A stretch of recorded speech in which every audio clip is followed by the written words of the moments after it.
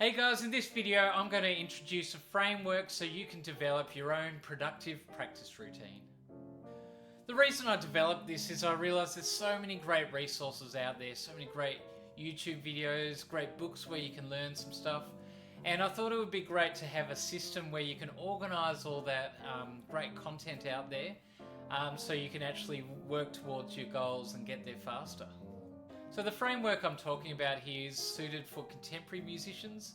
So that's musicians who are learning the theory and learning how to apply it on their instruments and adapt what they learn to different songs. So I'm going to talk to you about the planning phase now. And the reason I recommend you taking some time to plan it out is the mindset for planning and actually executing and practicing are two different things. So if you can take some time and effort to get things planned out properly, then when you go to sit down and practice, you don't have to think about, oh, what am I going to do now? What am I going to do? It's all laid out for you, and all you need to do is execute on that plan. So once a month, I would recommend just taking some time to plan your monthly goals and work out what exercises you're going to tackle in that time. Okay, so what I suggest is every month you're going to sit down and have a look at this framework where you're going to establish some technical goals. So when I'm talking about technical work, it's not just how fast can you play, but it's also about your knowledge of chords or knowledge of scales, knowing what fingering you need to use for certain things. So yeah, just taking some time to work out for this month, what are my technical goals going to be? And then as well as that, thinking about on the flip side, what are my repertoire goals going to be? So what songs am I going to focus on? What songs do I want to learn in this time period?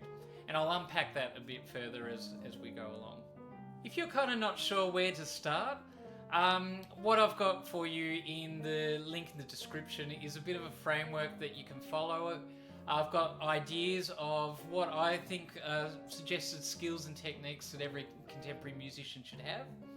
And you can look down that list and see what you know, what you don't know. And I've tried to keep them in priority order so you can sort of work your way down the list and go, okay, this is the area I should probably focus on first, if that helps you. Otherwise, you can sort of use the framework and do your own thing with it. Alright, so let's talk about these 3 steps of planning. So in step 1, what you're going to do is establish your monthly goals. So for your technical goals, I'd be thinking in terms, well, particularly for a chordal instrument like piano, but could also be on guitar. Think about maybe a harmony goal that you want to aim towards, so something to do with chords and your knowledge of chords, and a lead or melody goal where you're thinking about a particular scale or phrasing or things like that. So most things on piano can be boiled down to those 2 things.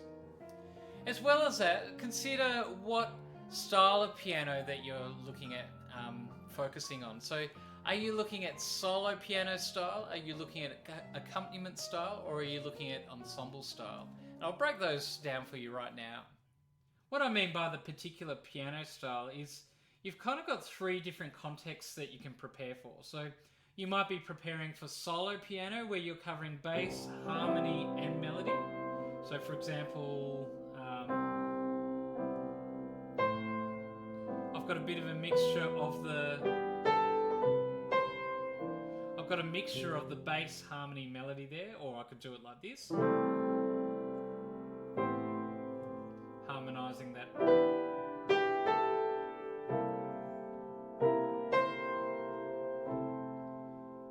Yeah, so harmonizing the actual melody and playing the chord in the right hand.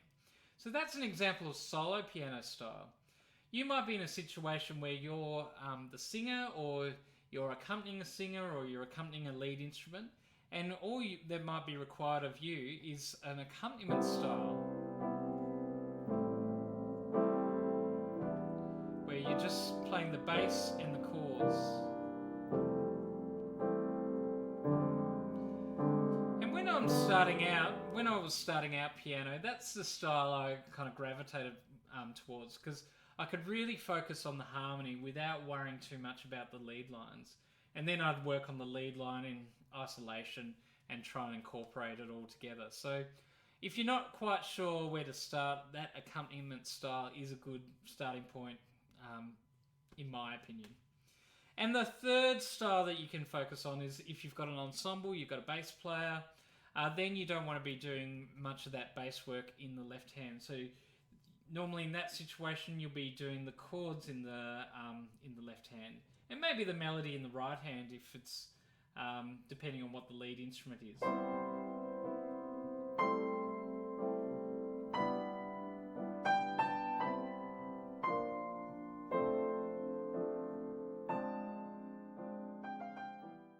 Yeah, so they're the three styles I'm talking about there.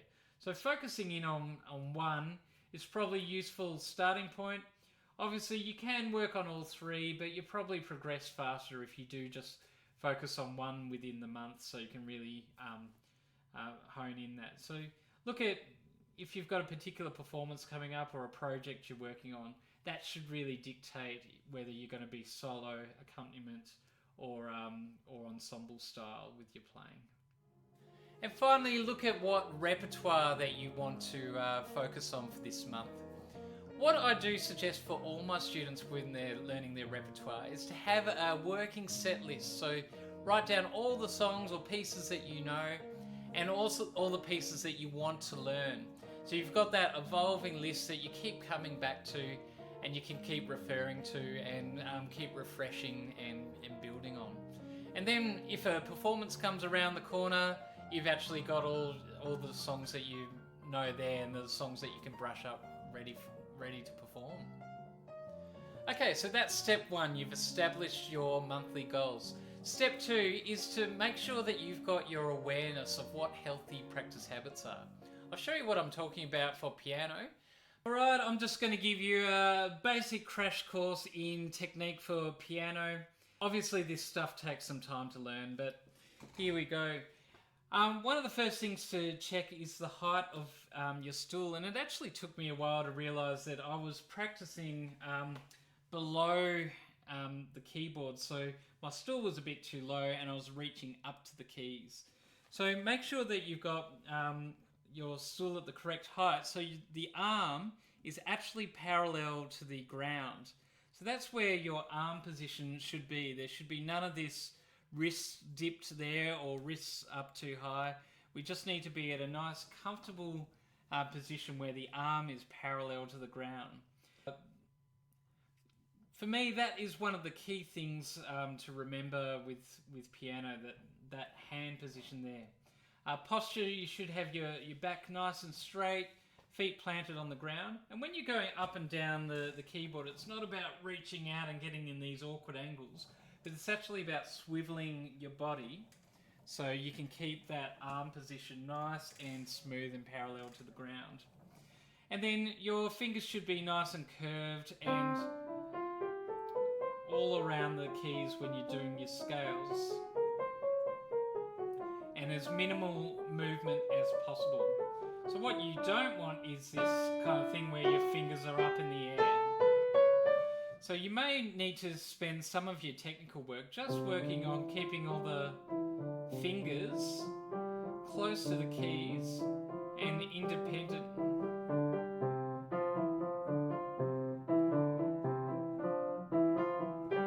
So doing some different combinations where you're playing from your fifth finger to your first, fifth to second, things like that. So they're the basic healthy habits that you should be aiming for when you're practicing piano, and obviously that'll differ from instrument to instrument. Now, step three is how are you going to achieve those goals? So you're going to collect all the exercises that are going to see you achieve those technical goals and repertoire goals that you've set for yourself. So this is all about planning ahead, making sure the space is all ready to go to. You've got all your resources lined up. You might need to do things like have headphones ready to go, or particular backing tracks. Collect everything in a playlist, so your instructional videos are all in the one spot, or just make sure the book's handy.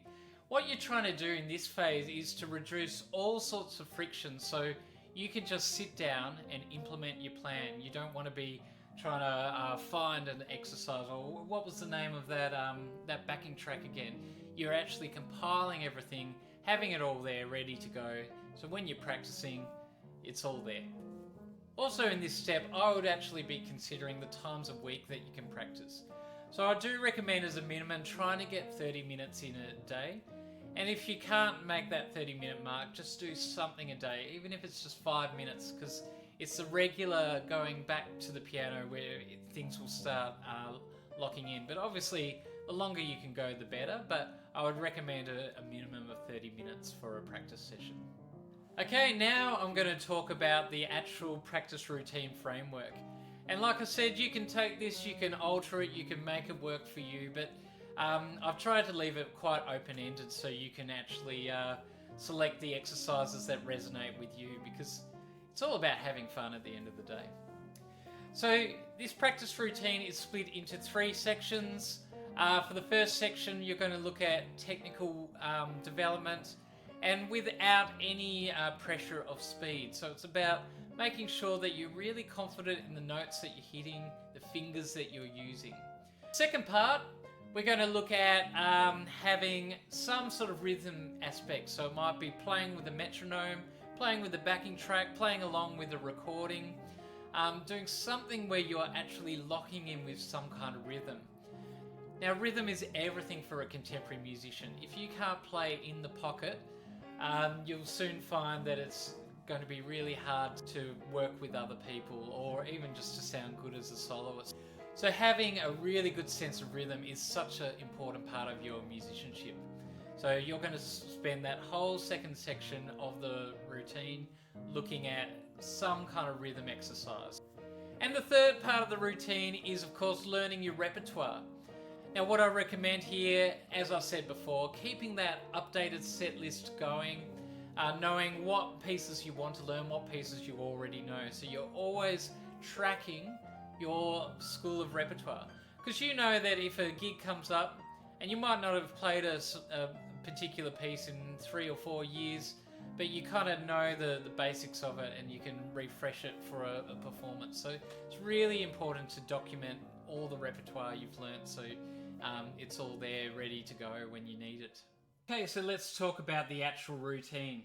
So let's say my technical goals that I want to work on are learning all my 7th chords, so my minor 7th chords, dominant 7th chords, major 7th chords. And maybe as a lead goal, I've got learning all your harmonic minor scales. So I'll keep referring back to that as I go through this, this demonstration of the routine. In this first section of the routine, we're going to focus on just making sure that you've got things under your fingers and you're using the right fingers for them. So if with my 7th chord goal, I might look at exercise like 2-5-1s through the circle of fifths, and I might use this inversion where I'm doing an inversion of the 7th chord, just so I'm not kind of jumping from chord to chord. And that might be the exercise that I just focus on for a while. So my first section of that practice routine should be just making sure that I've drilled that 2-5-1 until it is really comfortable and it's part of my unconscious, and I can just play that without thinking. And then I can go to my next 2-5-1. That's the idea of taking that first section of just spending some time working out the fingers, the shapes, the notes, and making sure that you're really, really comfortable with those. So if I'm looking at my harmonic minor scales, exactly the same thing, working out exactly where I need to cross under, doing it with the left hand if that's part of my goal as well.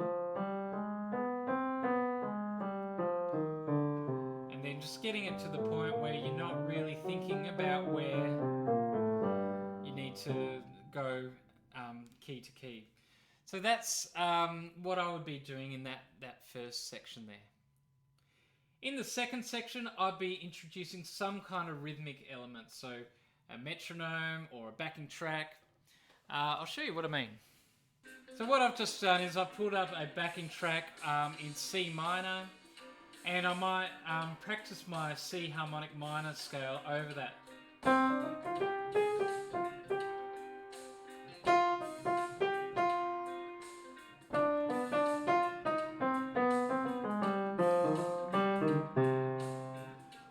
might just want to practice the scale by itself. So like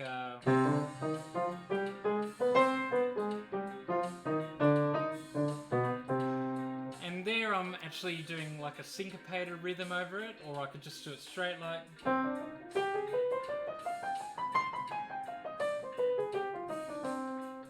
Or I could swing it, I could accent the offbeat.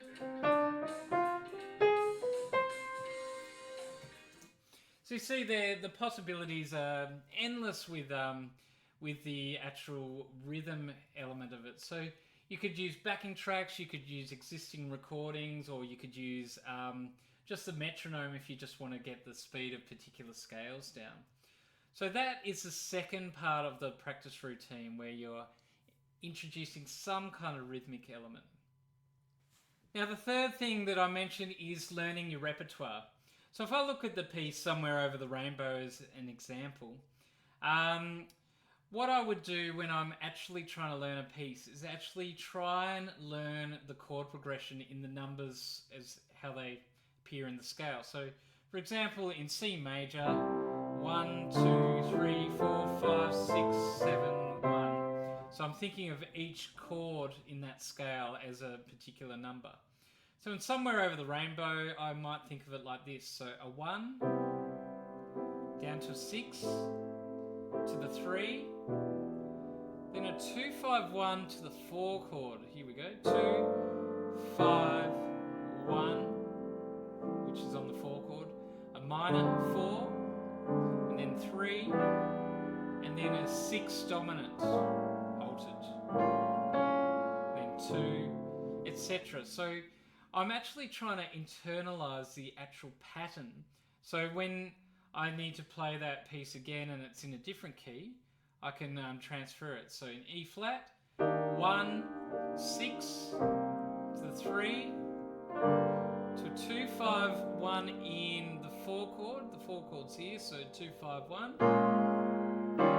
Then 4, then minor 4, 2, 3, to the etc. like that. So that's how I'd be learning your piece. You'd actually be trying to internalize those chord progressions.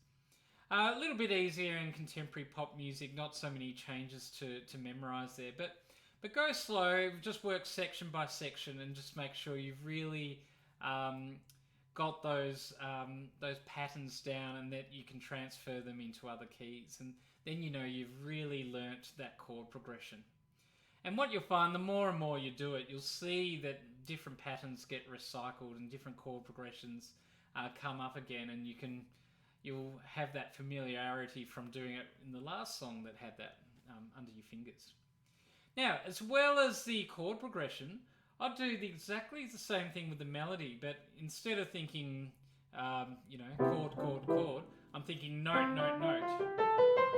So there's my C major, my 1, 2, 3, 4, 5, 6, 7, 1.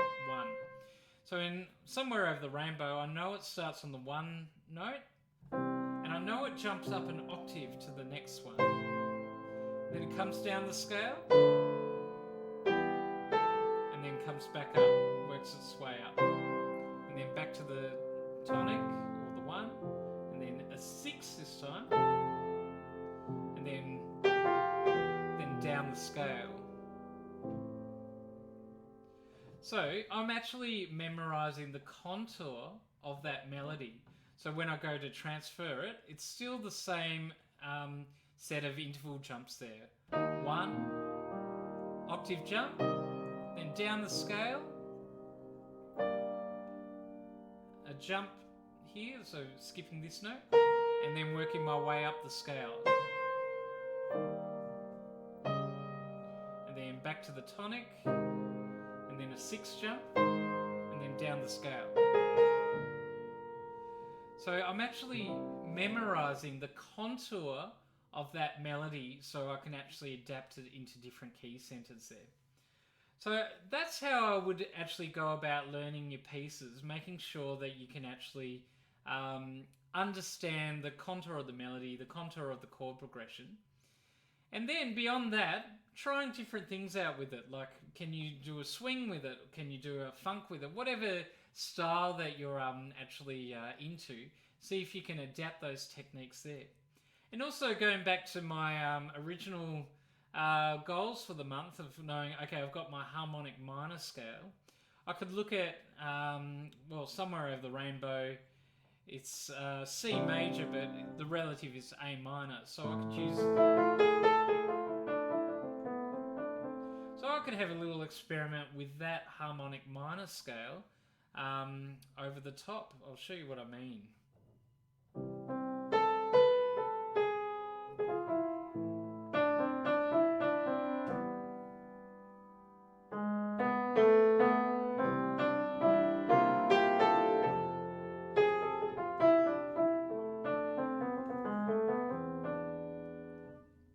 Yeah, so already I'm finding, look, it doesn't work in every situation, but the idea is that I am trying to make those connections of, okay, there's that harmonic minor scale. Can I make it work in the piece that I'm working in? Maybe not necessarily all through the piece, but there might be places within the piece where it works. So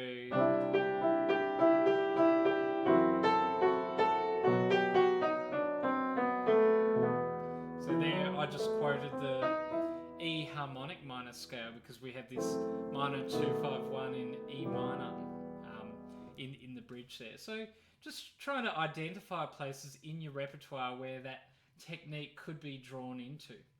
Also in the 7th chord goal that I had, I could make all the chords 7th chords.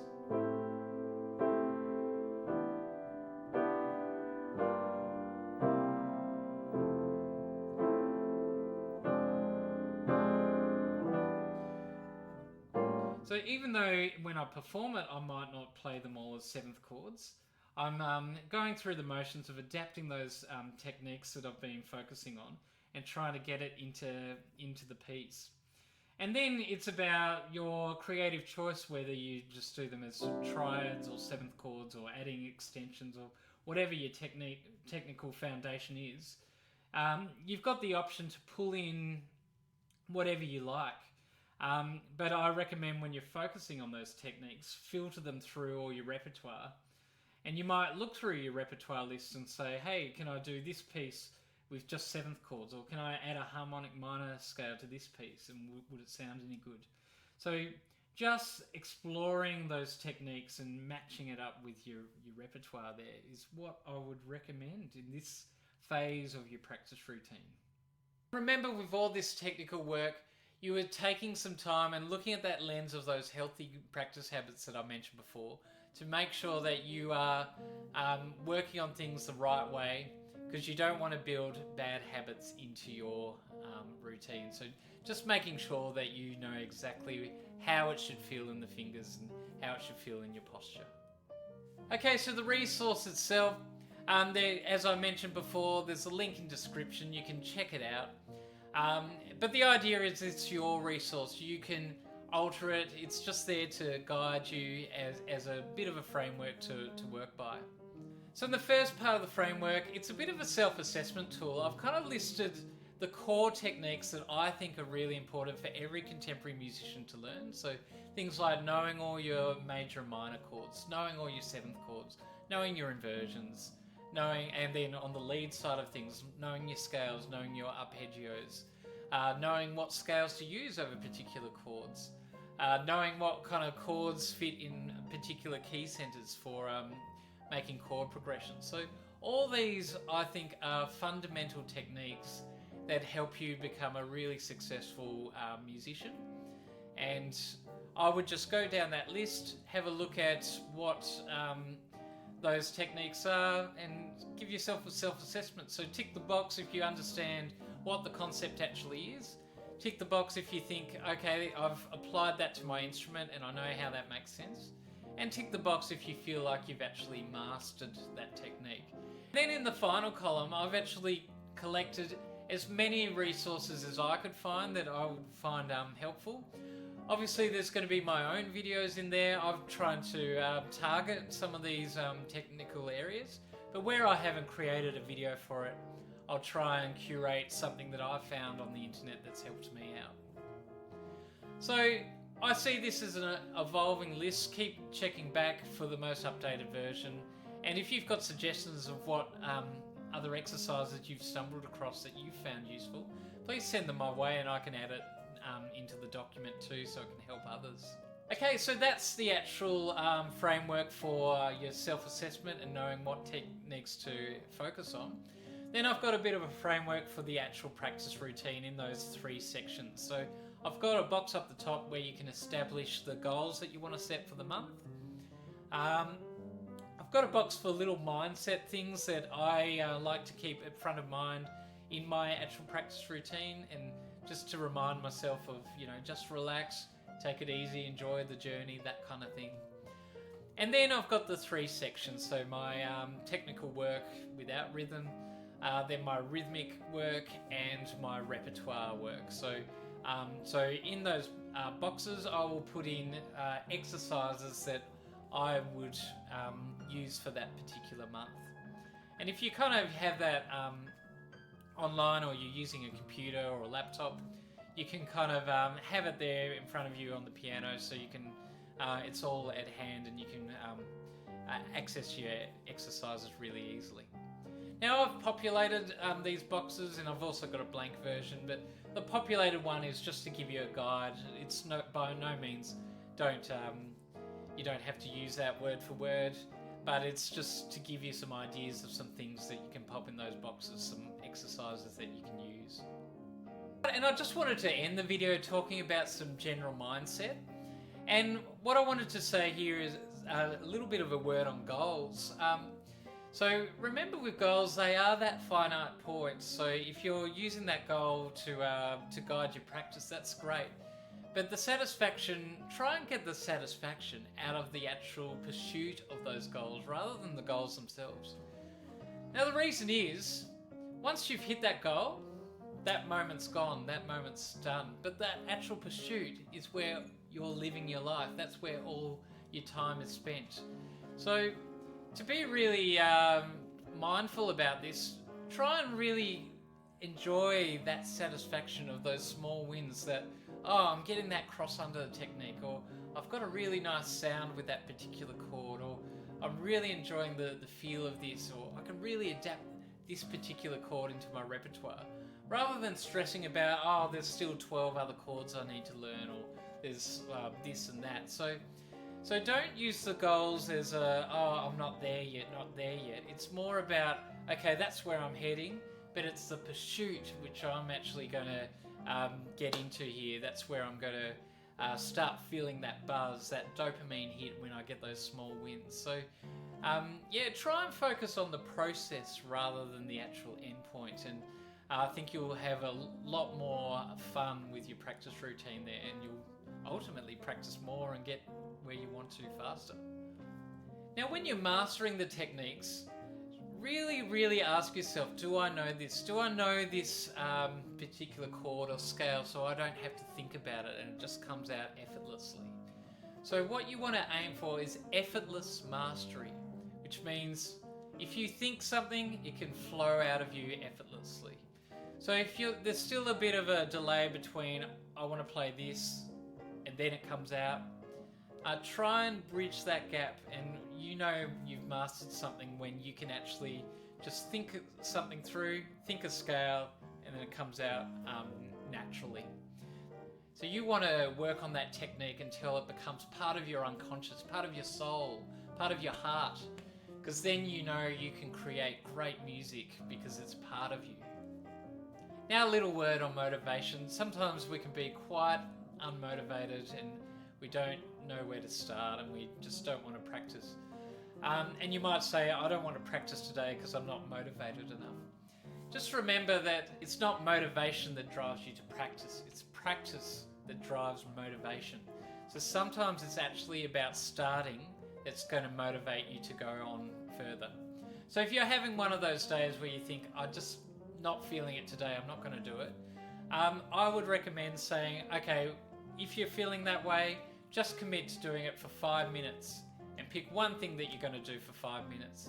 And quite often you will start that off, and then as you're rolling, as that rock starts rolling down the hill and gathers momentum, then you find that you'll keep practicing and you'll want to do more.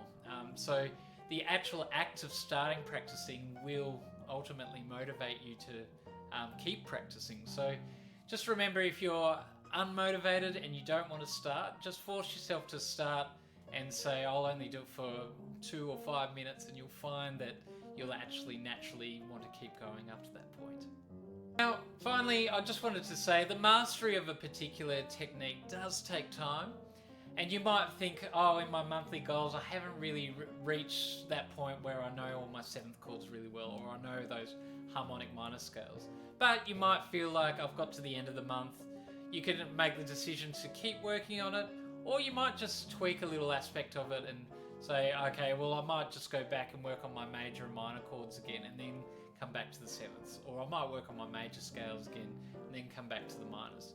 So you might find that you need to change the script a bit, focus on some other things, and then I think in a month's time, when you go back to that original goal that you had, you'll find that you've actually progressed much more than you thought you did. So yeah, you might find that it might not feel like you're ready to tick those boxes where you feel like you've mastered things, but just making sure that you're keeping these techniques fresh and you're constantly on that pursuit of perfecting them, that's really going to help. So thanks for watching this video. I hope you found these concepts helpful, and remember to check the link in the description for the complete framework there. Please reach out if you've got any other ideas or other things you want to add. I'd love to hear in the comments of how you practice and what you find effective.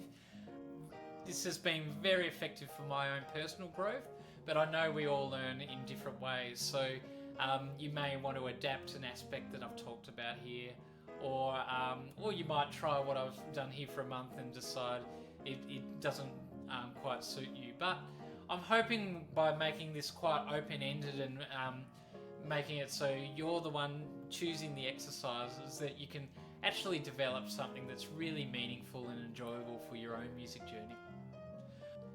Thanks again for watching. Please like, share, subscribe if you enjoyed it, and I'll see you in the next video.